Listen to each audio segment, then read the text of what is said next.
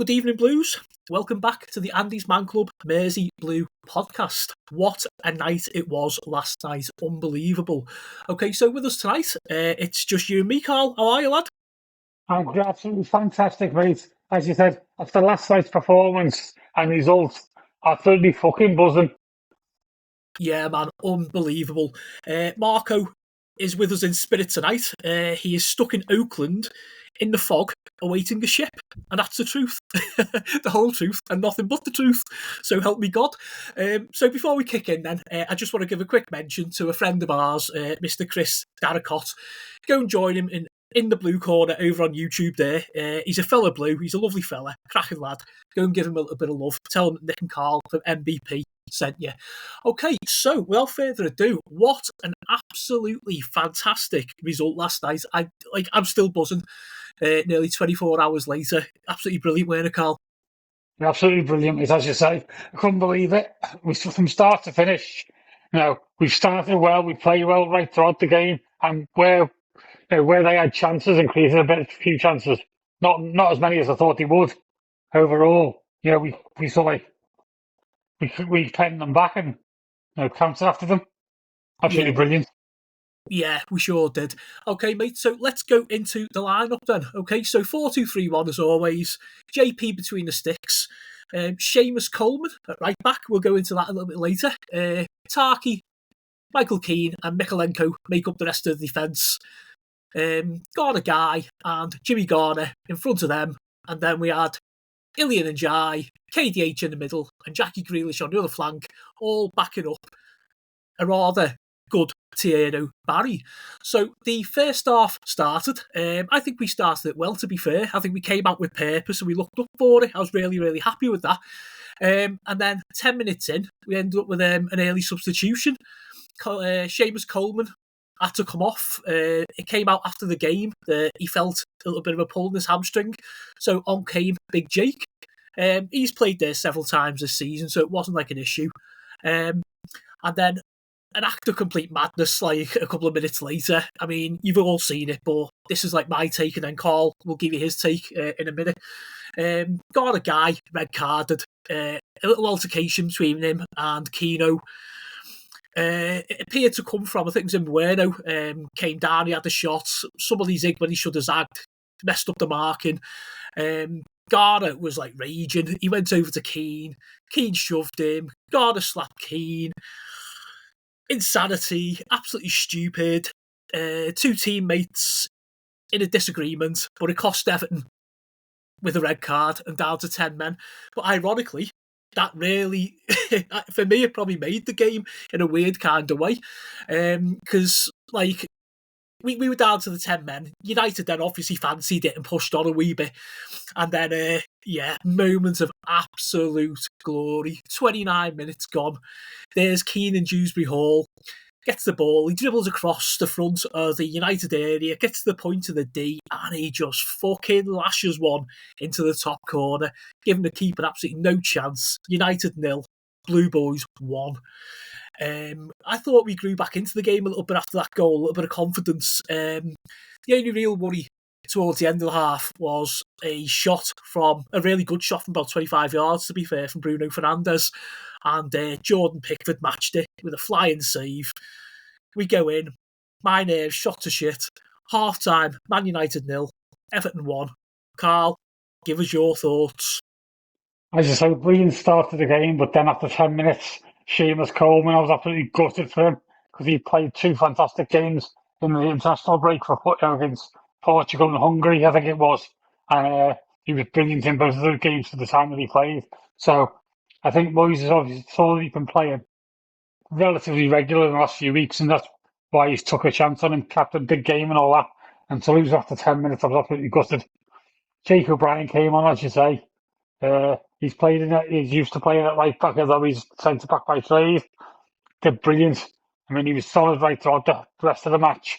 After 13 minutes, I thought it was a bit of a rocky scenario. At first, I wasn't sure what had gone on. And then when I saw it back, I was like, what the hell's going on there? And I didn't think that much of it. I thought maybe yellow at best, no worst. I didn't think it was a red card at first.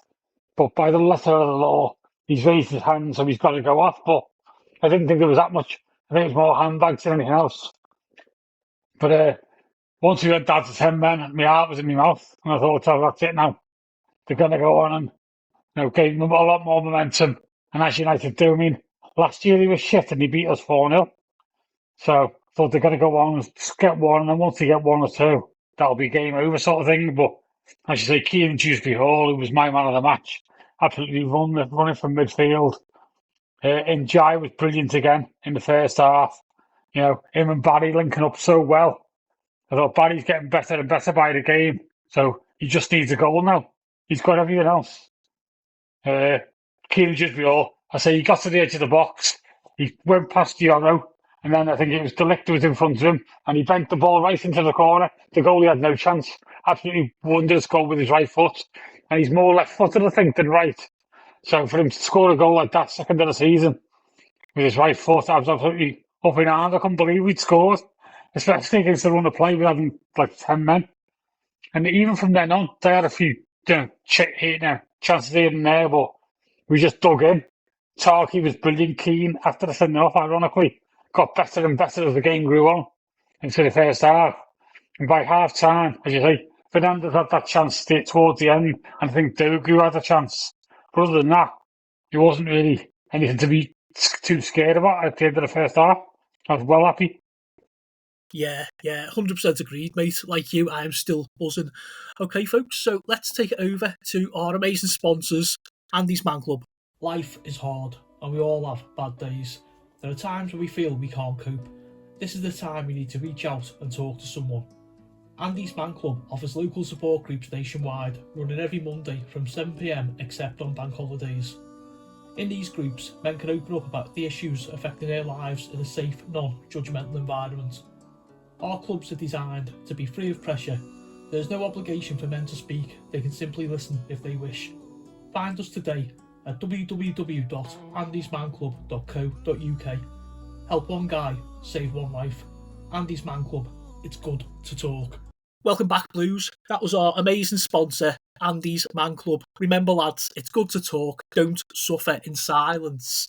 Okay, so the second half starts, and we had a really dogged first 10 minutes, really digging in, and, it just played really, really well from like the offset again at the second half. United made a couple of changes, and to be fair, they turned the screw a bit, there was attack after attack. But it was just dealt with by that bullish Everton team. We were just full of determination, grit and balls. We really were, And then 57 minutes, just on the hour, there was a fucking half-arsed appeal for a penalty. Michael Keane got the ball ahead of Bueno.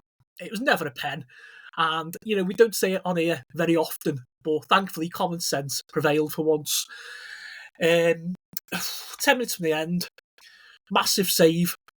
From a Xerxes close-range header from Pickford. Carl and I were talking about it off air, and it just seemed to happen in slow motion. I could see the ball in the back of the net, out of nowhere, this big fucking hand of JP comes and claws it away. An unbelievable save.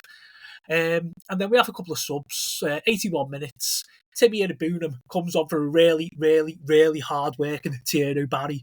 This kid, like Carl said, is getting better, and his day will come. It really will.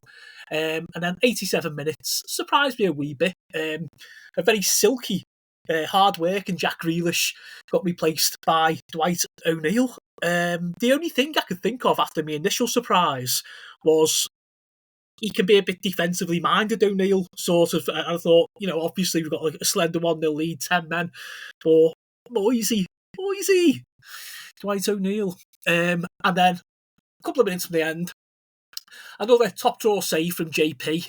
Again, it's another Xerxes header. Carl and I had worked out between the half-time break there. We think it was like 4 really good saves that he made. But on the night, Everton were dogged. JP was unbeatable and stood his ground when needed. Last action for Everton, really. Just on the end, Charlie Alcaraz came on for Carl, mine, and probably all the Blue Nations man the match. The absolutely brilliant Keenan Dewsbury Hall. I won't lie, it was squeaky bum time at times when United were throwing men forward and forward, but it was a night that Everton just weren't prepared to break. And before I go over to Carl, I want to give a massive mention to them travelling Blues as well. All you could do, I watch a game on Sky Sports, and all you could do is you guys.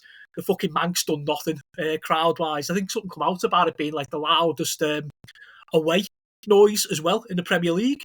So you travelling Blues, all 3,000-4,000 a year every week, you are absolutely unbelievable.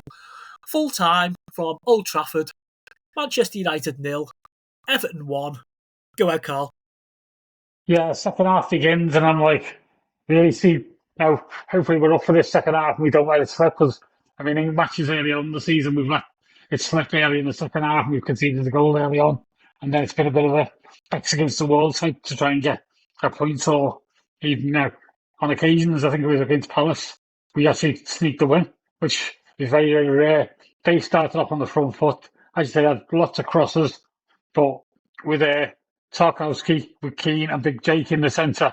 Crosses aren't going to do nothing. They're going to get eaten and drinking, and he's going to mop them up. And that's what he did. Now, they kept crossing him in from Ahmad. He was getting a lot of the ball and stuff, getting crosses in left, right, and centre, and just getting meat and drink for those defenders and getting it away. No problem, not a problem at all. I did think Moyes got his tactics spot on as well in the second half. I thought he might have taken off and then Dye or a Grealish or somebody, an attacking player, to bring on a more defensive player because we were down to 10 men, but give him his due. Obviously, when those players get the ball, they can get up the field and win free kicks like Grealish does, and then Dye do. So it was brilliant to keep them on the pitch for as long as he did. Tierno Barry, absolutely brilliant. I think I've seen a stat saying he's won the most headers in a Premier League game this year with like 13. So it's proven that a lot of people who are on his back shouldn't really be on his back. Give him his time, young lad in the new country, and he will get a goal, and hopefully that'll be on Saturday because he well deserves it based on his last three performances. Sunderland, he was decent, and then obviously he had the goal that was disallowed last week, and then of course today. So he's getting closer and closer. And with 10 men, let's face it, in the second half, we didn't really create that many chances, so he was never going to be having chance after chance to score. Luckily, our defensive unit was solid, and they couldn't breach us. And as you say at the end, we could have sneaked it as well. Beto came on towards the end as well, didn't he? And did all right with it. But the minute McNeil came on, I was like, oh my God, we're down to 9 men. But to be fair, he did all right. In the short time that he was on. Alcaraz the same. I mean, we had a breakaway, I think, with like the last few minutes, and we should have done better with that. I mean, I think McNeil was out in the open and he could have passed him, and didn't. He was like, Alcaraz, pass to fucking McNeil, he's there. Get a goal, get 2-0, breathe a sigh of relief. And then when they put the board up, and it was like 4 minutes, I thought, thank fuck for that, because I expected 7 or 8 minutes for these teams, like they usually get, and then they go and bang one in with like the 99th minute or something, and we'll end up, getting a point from the game that we thoroughly deserved to get 3, even though after with 10 men, no one probably would have expected it. It's absolutely fantastic results. Bring on Newcastle on Saturday. We're only up now 2 games back to back, clean sheets on both, 2 wins back to back, and because the table's so congested at the minute, if we had lost that game, yeah, we'd have still been on 15 points, but it's so tight. I think Leeds are on 11, and they're in the bottom 3. So it's only, a win or so behind them. So it was so vital to get the win. So absolutely brilliant from Moyes and the whole team, really. Yeah, 100%, mate. As I say, I can't disagree with any of that. Like yourself, I'm still buzzing. So a couple of final thoughts from me then, guys.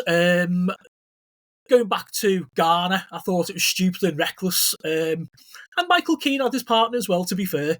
But, he has come out on social media and apparently he did apologise in the changing room. It's over and done with. Fantastic goal from Keenan Dewsbury Hall. And he had a brilliant game. He was definitely man of the match. The thing that really stood out for me more than all of that, though, is the unbelievable team effort. Everyone down to a man. I can't knock anyone, even like Carl said there, even like when McNeil come on, he done his part and whatever. That was just like, we're going to build a wall and you're not getting through it. Superb 3 points, which took us above the red shite in the league, which is also nice. I can't wait to catch up with all my red mates in work tomorrow and have a little nibble. Next up is Newcastle at the Dixie, Saturday, 5:30 p.m. Any final thoughts, Carlos? The only thing I will say is I'm actually gutted for the fact that now Garner's going to miss 3 games. So I think he's only eligible for one more game before the AFCON. So I think they go to the AFCON before the Arsenal game. So I think he can play one more match before then, and that's like takes you up to the new year then. So I'm really gutted by that. The fact that Merlin Rowe is injured. Yeah, he's only a small injury and he may be back in a couple of weeks. But with his injury record, we might have a bit of an issue in midfield. But Kieran Dewsbury Hall, as you say, man of the match for me yesterday. I mean, when he came back and sat in that midfield, obviously in the second half especially, and for the time that he was on, he was absolutely brilliant. So hopefully we'll be able to cope with this guy on suspension for 3 games. Yeah. I mean, that's a good point, to be fair. I mean, we knew we were going to lose him, but under such silly circumstances, even if he'd have kind of, threw a tackle in on Mason Mount or something in midfield and got sent off for it, I could have accepted the red card for that more than what I could. That's stupidity. But hey-ho, mate, a 1-0 win. Fantastic team performance, lovely goal, great all-round. Yeah, absolutely unbelievable. We'll be back after the Newcastle game.